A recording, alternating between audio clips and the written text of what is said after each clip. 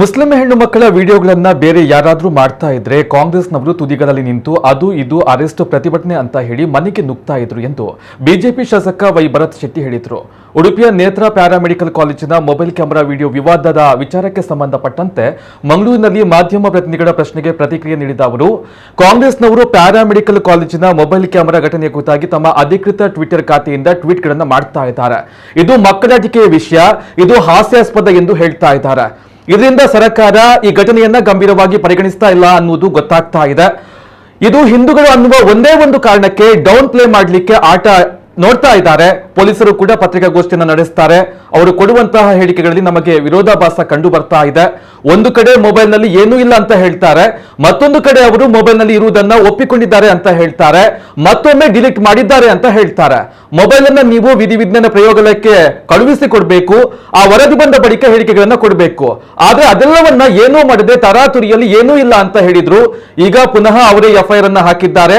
ಸದ್ಯ ಈ ಕುರಿತಾದ ಎಲ್ಲಾ ವಿದ್ಯಮಾನಗಳು ಪತ್ರಿಕೆಗಳಲ್ಲಿ ಬಂದಿವೆ. ಹೀಗಾಗಿ ಈ ಪ್ರಕರಣದ ತನಿಖೆಗಾಗಿ ವಿಶೇಷ ತನಿಖಾ ತಂಡವನ್ನ ಸರ್ಕಾರ ರಚನೆ ಮಾಡಬೇಕು, ಸಂತ್ರಸ್ತೆ ಯುವತಿಗೆ ನ್ಯಾಯವನ್ನ ದೊರಕಿಸಿ ಕೊಡಬೇಕು ಎಂದು ಒತ್ತಾಯಿಸಿದ್ರು.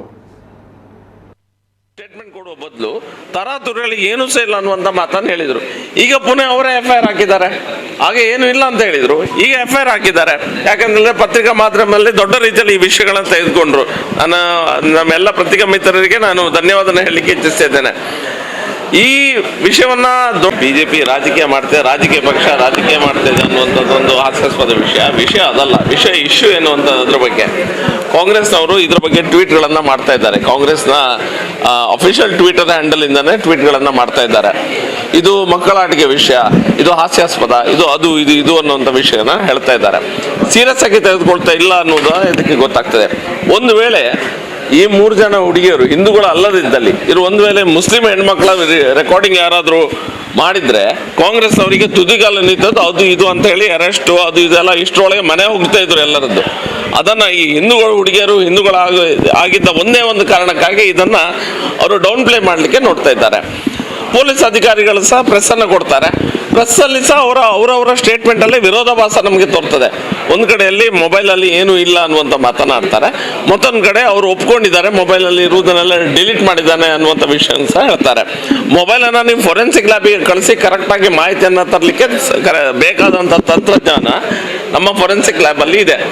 ಅದನ್ನ ಮಾಡಿ ಎಲ್ಲದನ್ನ ನೋಡಿದ ನಂತರ ಅವರು ಸ್ಟೇಟ್ಮೆಂಟ್ ಕೊಡುವ ಬದಲು ತರಾತುರಿಯಲ್ಲಿ ಏನೂ ಸಹ ಇಲ್ಲ ಅನ್ನುವಂಥ ಮಾತನ್ನು ಹೇಳಿದ್ರು. ಈಗ ಪುನಃ ಅವರೇ ಎಫ್ಐಆರ್ ಹಾಕಿದ್ದಾರೆ. ಹಾಗೆ ಏನು ಇಲ್ಲ ಅಂತ ಹೇಳಿದ್ರು, ಈಗ ಎಫ್ಐಆರ್ ಹಾಕಿದ್ದಾರೆ. ಯಾಕಂದ್ರೆ ಪತ್ರಿಕಾ ಮಾಧ್ಯಮದಲ್ಲಿ ದೊಡ್ಡ ರೀತಿಯಲ್ಲಿ ಈ ವಿಷಯಗಳನ್ನು ತೆಗೆದುಕೊಂಡ್ರು. ನಮ್ಮೆಲ್ಲ ಪತ್ರಿಕಾ ಮಿತ್ರರಿಗೆ ನಾನು ಧನ್ಯವಾದ ಹೇಳಲಿಕ್ಕೆ ಇಚ್ಛಿಸ್ತಿದ್ದೇನೆ. ಈ ವಿಷಯವನ್ನ ದೊಡ್ಡದಾಗಿ ತೆಗೆದುಕೊಂಡ ನಂತರ ಇವರು ಎಫ್ಐಆರ್ ಹಾಕ್ತಾರೆ. ಎಫ್ಐಆರ್ ಆಗಿದ ನಂತರ ಇವರ ಮನಸ್ಥಿತಿ ಏನಿರ್ತದೆ, ನಾವು ಮಾಡಿದ್ದೆ ಸರಿ ಅನ್ನುವಂಥ ಕಾರಣಕ್ಕಾಗಿ ಹಿಂದೆ ಏನು ಇಲ್ಲ ಅಂತ ಹೇಳಿದ್ರು, ಅದನ್ನೇ ಪುನಃ ಸಾಧಿಸಿ ಹೋದ್ರೆ ಕಷ್ಟ. ಹಾಗಾಗಿ ನಾವು ಸ್ಪೆಷಲ್ ಇನ್ವೆಸ್ಟಿಗೇಟಿವ್ ಟೀಮ್ ಅನ್ನ ನೀವು ಹಾಕಬೇಕು ಅನ್ನುವಂಥ ಒತ್ತಡವನ್ನ ಅಥವಾ ನಮ್ಮ ಬೇಡಿಕೆಯನ್ನ ನಾವು ಮುಂದೆ ಇಡ್ತಾ ಇದ್ದೇವೆ. ಯಾರೋ ರಿಟೈರ್ಡ್ ಜಡ್ಜ್ ಯಾರನ್ನ ಹಾಕಿ ಅವರ ನೇತೃತ್ವದಲ್ಲಿ ಒಂದು ಸ್ಪೆಷಲ್ ಇನ್ವೆಸ್ಟಿಗೇಷನ್ ಟೀಮ್ ಅನ್ನು ಮಾಡಿದ ಒಂದು ಅರ್ಥ ಬರ್ತದೆ. ಈಗ ನಿಮ್ಮೆಲ್ಲ ಪ್ರೆಷರ್ ಇದೆ, ನಾವೆಲ್ಲ ಪ್ರೆಷರ್ ಆಗ್ತಿದೆ ಅನ್ನುವಂಥ ಕಾರಣಕ್ಕಾಗಿ ಎಫ್ಐಆರ್ ಹಾಕಿದ್ದಾರೆ. ಆದ್ರೆ ಖಂಡಿತ ನಮ್ಮ ಇನ್ವೆಸ್ಟಿಗೇಷನ್ ಮೇಲೆ ನಂಬಿಕೆ ಇಲ್ಲ. ತುಂಬಾ ಕಡೆ ಅದರಲ್ಲೇ ಉಡುಪಿ ವಲಯದಲ್ಲಿ ಮಾತಾಡುವಾಗ ಸಾರ್ವಜನಿಕರ ವಲಯದಲ್ಲಿ ಕೇಳಿ ಬರ್ತಾ ಇದೆ.